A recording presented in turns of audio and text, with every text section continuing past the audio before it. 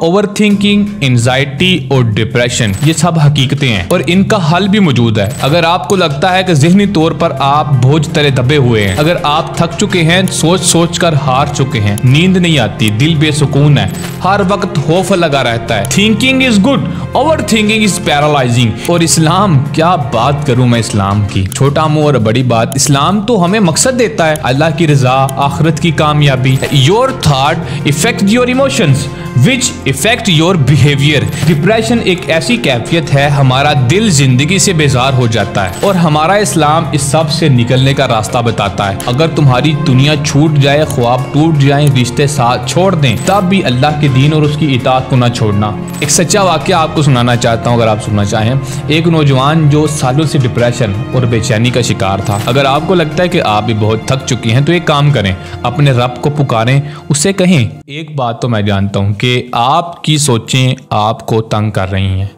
या फिर नींद नहीं आती, दिल बेसुकून है, हर वक्त किसी का खौफ लगा रहता है, नाकामी का, बेवफाई का, या फिर अपनी मौत का डर लगा रहता है। और आज हम इसी पर बात करेंगे कि इस पर हमारा इस्लाम हमें क्या सिखाता है और इन ख्यालात से हम कैसे निजात हासिल कर सकते हैं। हम लोग या तो माजी के बारे में अफसोस करते रहते हैं या आने वाले कल की फिक्र ज़्यादा करते हैं, लेकिन ये भूल जाते हैं कि जो ज़िंदगी का सुकून है वो मौजूदा लम्हात में होता है। जो होना है वो होकर रहेगा और जो नहीं होना वो कभी नहीं होगा। दोस्तों, ओवर थिंकिंग, एंजाइटी और डिप्रेशन ये सब हकीकतें हैं और इनका हल भी मौजूद है। अल्लाह के कलाम में है, सुन्नत में है और साइंस में भी मौजूद है। अगर आप थक चुके हैं, सोच सोच कर हार चुके हैं, नींद नहीं आती, दिल बेसुकून है, हर वक्त खौफ लगा रहता है, अगर आपको लगता है कि ज़हनी तौर पर आप बोझ तले दबे हुए हैं, हमें सबसे पहले ये समझना होगा कि ओवर थिंकिंग, एंजाइटी और डिप्रेशन क्या होते हैं। सबसे पहले मैं आपको बहुत ही सादा अल्फाज में ये समझाने लगा हूँ और अगर आप इन पॉइंट को लिखना चाहें तो लिख भी लीजिएगा। ओवर थिंकिंग का मतलब ये है कि एक ही बात को बार बार सोचते रहना, एक ही चक्कर में फंसे रहना, उस पर इतना गौर करना कि आखिर में थक जाते हैं लेकिन नतीजा कुछ नहीं निकलता। और इसके बाद एंजाइटी यानी वो अनजाना सा डर, वो खौफ हमें हर वक्त घेरे रखता है। क्या होगा अगर ऐसा हो गया, तो अगर मैं ये करूंगा तो क्या होगा, अगर मैंने ये काम ना किया तो क्या होगा। और डिप्रेशन एक ऐसी कैफियत है, हमारा दिल जिंदगी से बेजार हो जाता है, मरने का दिल करता है, खुदकुशी कर देने का दिल करता है, सब कुछ हमारे पास हो फिर भी हम हाली महसूस करते हैं। और हमारा इस्लाम सब से निकलने का रास्ता बताता है। कुरान कहता है अला बिज़िक्रिल्लाहि तत्मइन्नुल कुलूब, यानी खबरदार, दिलों का सुकून अल्लाह के जिक्र में है। ये बात तो हमारे कुरान में है, इस्लाम में है। और अब देखते हैं साइंस क्या कहती है इस बारे में। जदीद नफ्सियात कहती है ग्रैटिट्यूड यानी कि शुक्रगुजारी, खुश रहना, शुक्र अदा करते रहना, माइंडफुलनेस इंसान का डिप्रेशन से निकलने का बेहतरीन तरीका है। नमाज, जिक्र, तौबा, ये सब दरअसल वो टेक्निक्स हैं जो आज की साइकोलॉजी भी हमें बताती है। मशहूर माहिर नफ्सियात कार्ल जंग कहते हैं thinking is good, overthinking is paralysing, यानी सोचना अच्छा है मगर हद से ज्यादा सोचना हमें मफलूज कर देता है। सीबीटी कहती है your thought effect your emotions which effect your behaviour, यानी आप जैसे सोचते हैं वैसा महसूस करते हैं और वैसा ही अमल करते हैं। अब मैं आपको बताता हूं कि इस्लाम में इसकी क्या तरतीब है। इस्लाम हमें सिखाता है कि अच्छी नीयत करो, अच्छा गुमान रखो, अल्लाह पर भरोसा रखो। एक हदीस है, अल्लाह फरमाता है मैं अपने बंदे के गुमान के मुताबिक हूँ, यानी अगर आप ये सोचें कि मेरा रब मुझे संभालेगा तो वो ज़रूर संभालेगा। अब आते हैं एंजाइटी पर। एंजाइटी तब बढ़ती है जब हम क्या होगा में जीते रहते हैं, मतलब मेरे साथ क्या होगा, कल मेरे साथ क्या होगा, मैंने ये काम ना किया तो मेरे साथ क्या होगा। इस्लाम हमें तकदीर का तसव्वुर देता है कि जो होना है वो होकर रहेगा। नबी करीम अलैहिस्सलाम ने फरमाया अगर तुम पूरा तवक्कुल अल्लाह पर करोगे जैसे तवक्कुल करने का हक है तो वो तुम्हें ऐसे रिस्क देगा जैसे परिंदों को देता है, यानी बेफिक्री, एतमाद और दिल का इत्मीनान, ये सब तवक्कुल में है। और यही वो चीज़ है जो एंजाइटी को ख़त्म करती है। डिप्रेशन का इलाज भी इस्लाम में है यार। इब्ने क़य्यिम रहमतुल्लाहि तआला अलैह फरमाते हैं गम का इलाज अल्लाह के क़ुर्ब में है। इमाम गज़ाली रहमतुल्लाहि तआला लिखते हैं जो अल्लाह के करीब हो जाए उसे दुनिया की फिक्र बाकी नहीं रहती।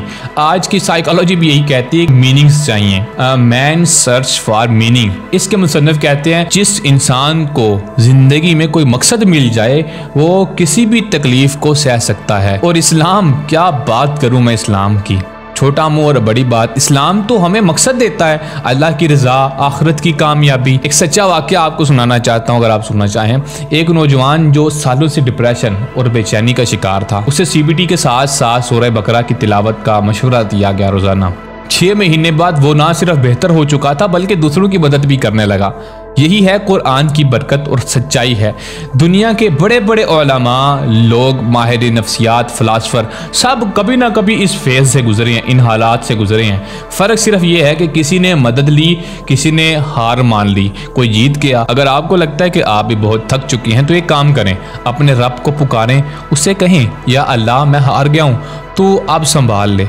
यकीन जानिए वो ज़रूर संभालेगा। जब तुम गुर्बत में या मनफी सोच, फजूल लोगों के बीच गिरे हुए हो तो खामोश रहो, छुप जाओ, ऐसा जाहिर करो जैसे तुम्हें कुछ आता ही नहीं है, तुम्हें कुछ पता ही नहीं है, क्योंकि अंधेरे में चमकता चिराग लोगों को पसंद नहीं आता। जहां माहौल घिरा हुआ हो वहां कमाल एक जुर्म बन जाता है। और बर्तरी यानी अगर आप दूसरों से आगे बढ़ने की कोशिश करेंगे, आगे बढ़ेंगे, तो फिर आप ऐलान जंग कर रहे हैं। कोई नहीं चाहता कि आप उनसे बेहतर बनो। वो अगर तुम्हारा दोस्त है, भाई है, कजन है, धोखा मत खाओ। हसद इंसान की फितरत में है। जैसे ही तुम सर उठाओगे तुम्हें काटने की कोशिश की जाएगी, जैसे तुम पर नजर रखी जाएगी, तुम्हें रोका जाएगा, तुम्हारे खिलाफ साजिशें की जाएंगी। जबकि तुमने तो सिर्फ इतना चाहा कि खुद को बेहतर बना सकूं। खामोश रहो और आजिज़ी के साथ पेश आओ। ऐसे लोगों के बीच जाओ जहां बातें नहीं, मंसूबे बनाई जाती हैं, जहां सोच छोटी नहीं बल्कि बुलंद होती है। वहां तुम्हारी चमक, तुम्हारी ताकत बनेगी। तुम्हारे लिए रास्ते खुलेंगे, मुआहिदे, शराकतें, ताकतवर दस्तरखानों पर दावतें, क्योंकि साफ माहौल में ताकत का एहतराम किया जाता है और उससे दुश्मनी नहीं की जाती। जहां पर गरीब होते हैं ना, वो दूसरों की कहानियां जीते हैं। कौन गया, कौन नाकाम हुआ, कौन कामयाब हुआ। अपने सामने कुछ ना करो, बर्बादी में महल मत बनाओ ताकि खुद को तुम्हारे बराबर महसूस कर सकें। मैं ये बातें इसलिए आपके साथ कर रहा हूँ, मैं ये बातें इसलिए आपको बता रहा हूँ। आप अंधेरे में चमकने की कोशिश न करें जब तक आप उसके लिए तैयार ना हो जाएं।